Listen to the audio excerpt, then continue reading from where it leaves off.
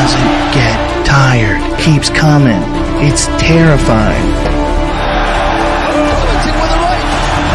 Staying on it. Welcome to the home of MMA. Today we'll talk about, can Petr Yan become champion again? We'll talk about what is the reason he's not a champion anymore, and how can we regain his title back. But first, let's have a quick look on the history of Petr Yan.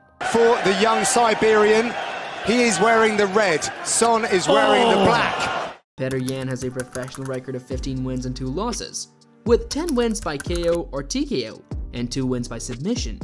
He competed in various promotions, amassing an impressive additional record of 9 wins and 1 loss, before being signed by the UFC. In July 2020, Yan became the UFC Bantamweight Champion by defeating former champion Jose Aldo. He successfully defended his title once, but lost it in his first defense in March 2021 to Aljamain Sterling. Petr Yan is considered a talented and dangerous fighter, who has the potential to make a big impact in the Bantamweight division and the UFC as a whole. So, what is the reason he's not a champion anymore? As we already mentioned, Petr Yan lost his UFC Bantamweight Championship in March 2021 to Aljamain Sterling. The reason he's no longer the champion is due to the outcome of that fight. In the fight against Aljamain Sterling, Yan made an illegal knee strike to Sterling while he was down, which resulted in a disqualification and the loss of the title. The referee deemed the strike to be intentional and illegal, and as a result, Sterling was declared the winner and new Bantamweight champion. While Yan's loss was certainly a setback, it's important to note that losing a championship is a common occurrence in the sport of MMA, and many fighters have been able to bounce back and regain their titles. It was a razor-close decision that came down to the first round, with 2 of the 3 judges scoring it in Sterling's favor. But George Hickman, one of Yan's longtime coaching team in Phuket, Thailand, insisted the Russian can hold his head high. In my opinion, and of course I'm biased, I thought Petr Yan won.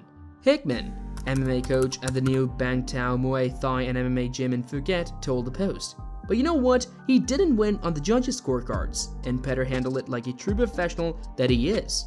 He's another guy, that it ain't gonna be that long and he'll be wearing the belt again. Hickman suggested that Yan deserves to be at the top of the pound-for-pound list. However, along with Alex Volkanovski, the UFC featherweight champ who successfully defended his title against the Korean zombie, Jung Chwan-sung, in last weekend's main event in Jacksonville, Florida. Petr's another guy who can strike, grapple, wrestle, Muay Thai, do it all, Hickman said. It really is heartbreaking that he didn't get the win. I thought he did, and I think a lot of people did, but Petr's not gonna let that bother him. I'm sure he's back in the gym already, or doing a run or something to get himself better. He's a guy that every single day he improves and he gets better, and I'm sure that the belt will be back with him before long. What was his reaction after the fight? After the loss, Yan issued an immediate reaction to the decision by being aggressive on the judges on social media following the disappointing outcome. Evidently, to throw this strike to a grounded opponent. Let's re-rack that sound for you now. Yes! Losing a championship is a tough pill to swallow for any fighter, and it's natural for them to feel a range of emotions in the aftermath. In the case of Yan, he was likely especially upset about the circumstances of the loss, as he was disqualified due to an illegal knee strike to Sterling while he was down.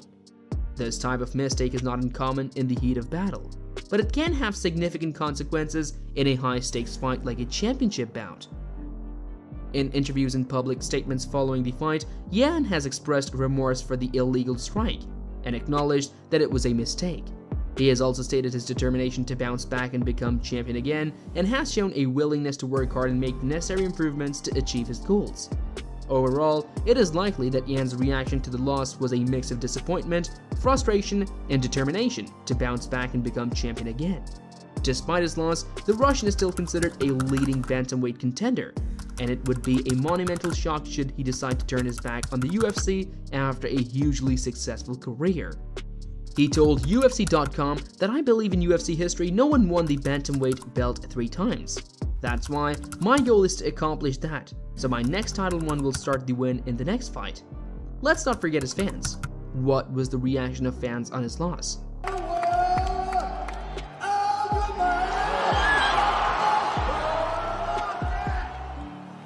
Some fans were disappointed and upset about the outcome, while others may have been more understanding of the circumstances surrounding the loss. In the case of Yan's losing to Sterling, the disqualification due to an illegal knee strike was a significant factor in the outcome. Some fans may have been critical of Yan for the mistake, while others may have been more sympathetic, recognizing that mistakes can happen in the heat of battle. Additionally, some fans may have been impressed by Sterling's performance and felt that he deserved the win at the title, while others may have felt that Yan was unjustly robbed of his championship. In general, fans of Petr Yan are likely to remain supportive of him, regardless of the outcome of any given fight. He has a dedicated following of fans who appreciate his skills and fighting style, and will likely continue to root for him in his future fights. Let's not also forget about his fight with Sean O'Malley, and see how did he lose. Sean O'Malley pulled out a gritty, gutty, and bloody split decision over Yan, the former champion, in a fight of the night type of battle. He did the most damage with a striking and cut Yan open in the wild back and forth third with a knee. Yan landed several good strikes and hurt and dropped O'Malley in the second round. O'Malley had dropped him earlier in that sequence. O'Malley struggled to stay on his feet, but when he was standing, he did just enough to pull out that win. He knew it was a career-defining gut-check victory. "It's the craziest sport in the world," O'Malley said. "I had to go somewhere I've never been before." Things heated up again in the third when O'Malley rocked Yan again. He peppered the former champ with a nasty knee on the inside. Petr responded with a haymaker of his own, followed by a head kick from O'Malley. The kick caused Yan to instantly shoot a takedown, but O'Malley did a great job of getting back up. The match ended with Yan snagging another takedown to finish up the round on top. Now the real question is, can Petr Yan become the champion again? The bantamweight division is highly competitive, with several talented fighters who could pose a threat to Yan's aspirations. As such, it will require consistent strong performances from Yan if he wants to become a champion again. To achieve his goals, Yan will need to focus on improving his skills and strategies. This might involve working on his striking, grappling, and conditioning, as well as studying the tendencies of his opponents and developing a game plan to neutralize their strengths and exploit their weaknesses. He will also need to maintain a strong mental and emotional focus, as the pressure of competing at the highest level can take a toll on even the most talented fighters. Overall, the scene of Petr Yan in the world of mixed martial arts is one of a talented and determined fighter who is looking to make a mark in the bantamweight division. Whether he can regain the championship remains to be seen, but his skills and competitive spirit suggest that he will continue to be a force to be reckoned with in the years to come. What do you guys think? Will he make it happen? Will he win this time? Comment down your thoughts. We hope you enjoyed the video. If you did, make sure to like the video and subscribe to the channel. We'll catch you guys in the next video. Until then, goodbye.